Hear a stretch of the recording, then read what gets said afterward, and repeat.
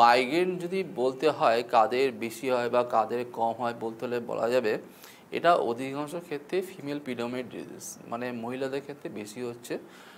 3জন মহিলা যদি হয়ে থাকে এবং সেখানে মাইগ্রেন হয় যদি, এবং সেখানে একজন পুরুষ মানুষের মাইগ্রেন হচ্ছে, মানে 3:1 রেশিও বলা হচ্ছে। এবং মাইগ্রেন বলা হচ্ছে যদি একটা গ্রাফ দেখা যায়, গ্রাফটা দেখা যাবে যদি জন্ম থেকে যদি 10 বছর বয়স পর্যন্ত একটা ভাগ করি, 10 বছর থেকে 20 বছর, 20 বছর থেকে যদি 30 বছর এভাবে যদি ভাগ করি, দেখা যাবে মাইগ্রেনের যে প্রিডমিনেন্স যেটা বেশি হচ্ছে সেটা কিন্তু ফার্স্ট 10 বছরের মধ্যে হচ্ছে না, এবং লেট স্টেজে হচ্ছে, মানে 18 বছর 19 বছর থেকে মাইগ্রেনের সমস্যাগুলো আসতে শুরু করছে।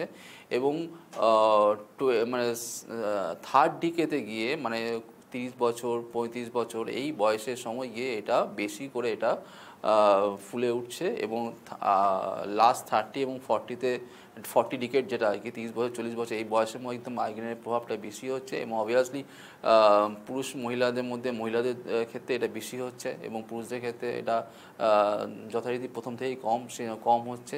এবং আফটার 50 পরের থেকে কিন্তু মাইগ্রেনের ইন্টেন্সিটিটা কিন্তু কমে আসছে। অতএব দেখা যায় তার মাইগ্রেনটা হচ্ছে 20 বছর বয়সের পর থেকে 50 বছর বয়সের মধ্যে মহিলাদের ক্ষেত্রে এটা বেশি হওয়ার সম্ভাবনা থাকছে। পুরুষদেরও এই বয়সেই বেশি হচ্ছে, কিন্তু পুরুষদের রেশিওটা কম, কিন্তু পুরুষদের মধ্যেও মাইগ্রেনের সমস্যা পাওয়া যায় না এরকম নয়।